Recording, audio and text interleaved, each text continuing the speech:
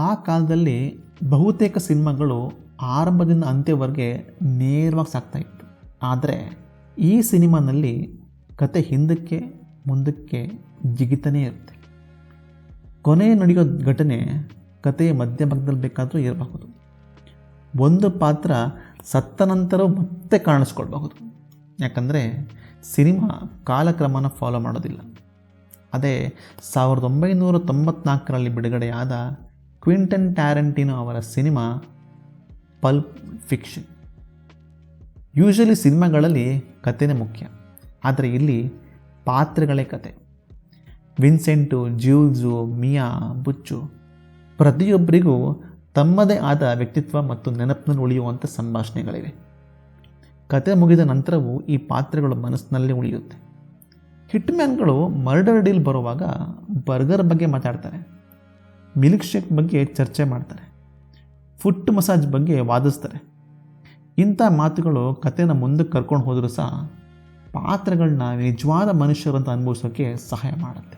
ಅದಕ್ಕೇ ಟ್ಯಾರಂಟಿನೋ ಅವರ ಡೈಲಾಗ್ಗಳು ಇವತ್ತಿಗೂ ಸ್ಟಡಿ ಮಾಡ್ತಾ ಇದ್ದಾರೆ. ಒಂದು ಕ್ಷಣ ನೀವು ನಗ್ತೀರ, ಮುಂದಿನ ಕ್ಷಣ ಬೆಚ್ಚಿ ಬೀಳ್ತೀರ. ಈ ಭಾವನೆಗಳ ಬದಲಾವಣೆ ತುಂಬ ಸಹಜವಾಗಿ ನಡೆಯುತ್ತೆ.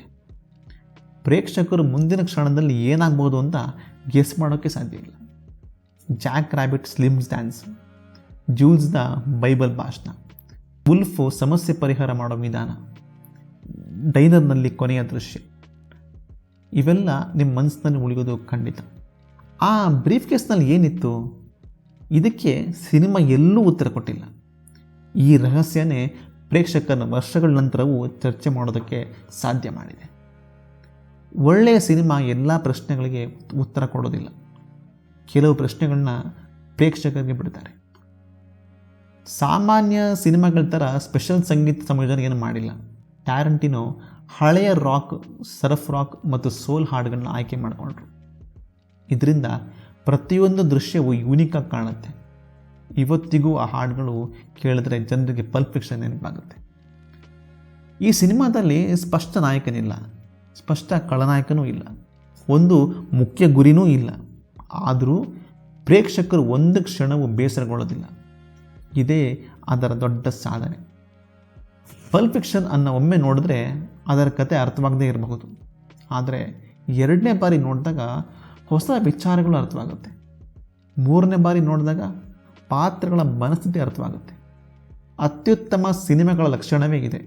ಪ್ರತಿ ಬಾರಿ ನೋಡಿದಾಗ ಹೊಸ ಅನುಭವ ನೀಡುತ್ತೆ.